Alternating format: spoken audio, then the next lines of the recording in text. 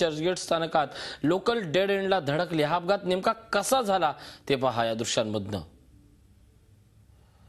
अतिशय भयानक असं आपण म्हणू शकतो की नेमकं काय झालंय, कसं होतंय ते कोणालाच कळलं नाही। वेगात येणारी रेल्वे हे आपण समजू शकतो, म्हणजे निव्वळ कशा पद्धतीने होतं, ज्या पद्धतीने स्पीड कमी व्हायला हवा होता तो कमी झाला नाही आणि एका क्षणात पूर्णपणे रेल्वे ही प्लॅटफॉर्मवर चढलेली आहे।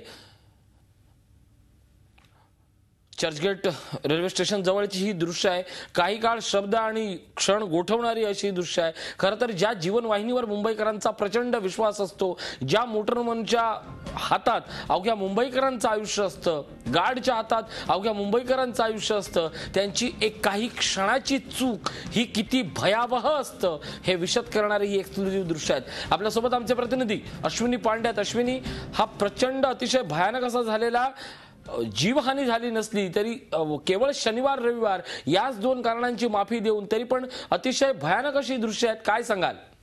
आपण जे म्हणले ते बरोबर आहे। जर ही मंडे टू फ्रायडेचा दिवस जर असला तर आपण त्यामध्ये जीवहान पण झाली असती।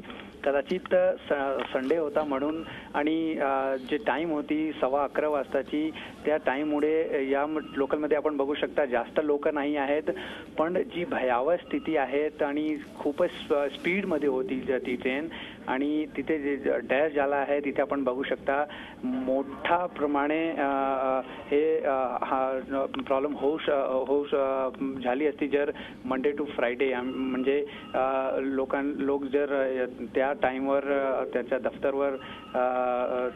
दफ्तरवर निघाले असते। त्यामुळे आज हे जे काही झाले आहेत त्या आपण म्हणू शकता की जर मंडे किंवा ट्यूजडे होता तर ही मोठी भयावह स्थिती झाली असती। नक्कीच उठसूट संपाची धमकी देणाऱ्या मोटरमन आणि गार्ड या सगळ्यांनी मिळून स्वतःच्याच कार्यालयातली ही एक्सक्लुझिव्ह दृश्य नक्की पाहावी।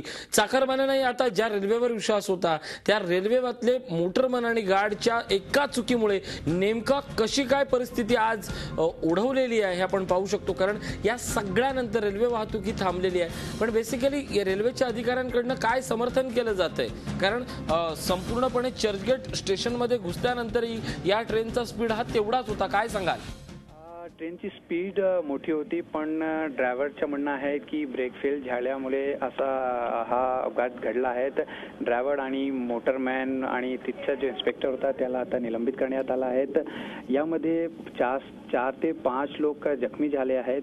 मोटरमॅन आणि जो त्याचा ड्रायव्हर होता त्याला पण त्यामध्ये जखमी ते लोक झाले आहेत, पण स्पीड जास्त होती आणि ब्रेक फेल झाल्यामुळे ही अपघात घडली आहेत आणि त्या तिघांना आता सस्पेंड करण्यात आला आहे। अश्विनी कुमार, या निमित्तानं आणखीन काही प्रश्न निर्माण झालेले आहेत की ज्यावेळी डेड एंडिंग पॉइंटला ज्यावेळी लोकल येते त्यावेळी त्या ठिकाणी असणारे जे लोखंडी मोठे बार असायचे, अनेकांचा असा गैरसमज होता किंवा समज होता की त्या बारला थांबलं काही झालं तरी रेल्वे इथे थांबेल, पण हे बार देखील अशा क्षणी कुचकामी ठरतायत। हे एका अपघातानं सिद्ध केलंय, काय सांगाल?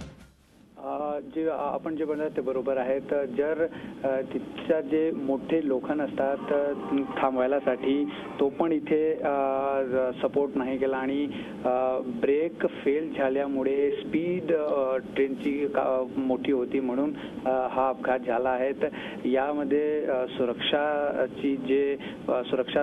मुंबईकरांची जी सुरक्षा आहे त्याच्यावर प्रश्न निर्माण झाला आहे। आता रेल्वे जे प्रशासन आहे त्यामुळे यावर काय म्हणणार ते आपण पुढे बघूया। नक्की, धन्यवाद या सगळ्या माहितीबद्दल।